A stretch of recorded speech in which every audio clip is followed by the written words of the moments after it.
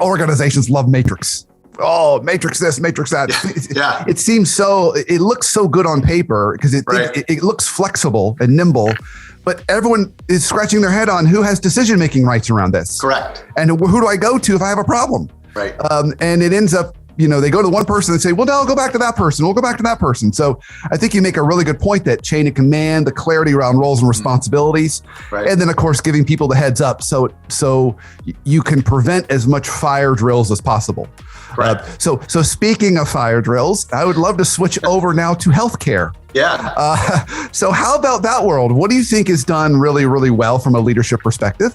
And what are some of the unique challenges that space has that you've tried to help them wrestle with?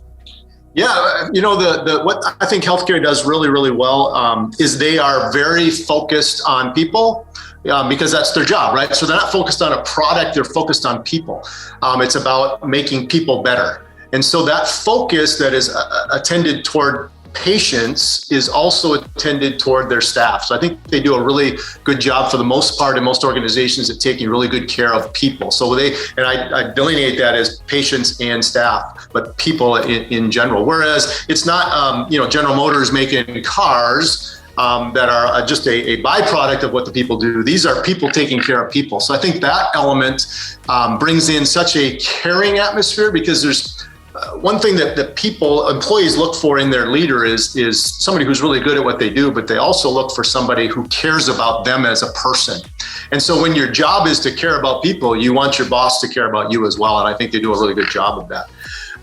The antithesis of that, as you just stated, what do they struggle with? And this goes back to that delegation element. They hoard things because they're so nurturing and they're so caring and they're so focused on taking good care of patients that when they have to take care of their staff, they do the same thing. So they almost cuddle them in some ways, or they coddle them, or they hoard all of this responsibility. They're like, well, I don't want to give Brandon too much work because he's got these patients to take care of, and if I give him this responsibility, he's going to be overwhelmed, and so I'll just do that. And then I do that with Whitney, and I do that with Emily, and all these different people. And next thing you know, I'm spending 16 hours a day doing all these things because I'm so nurturing and caring.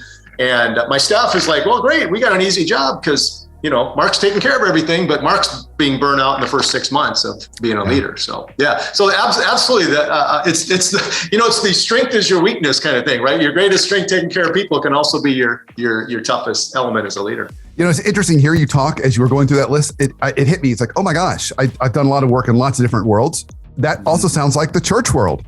When I think about a lot of religious institutions, same thing, focus on people, have a tendency to hoard, over nurture, over martyr. And then, the burnout rates in those environments is really, really high.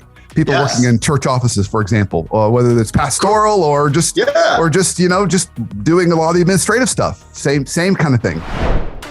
Welding together practical insights and powerful conversations to forge world-class leaders. This is the Leadership Foundry podcast.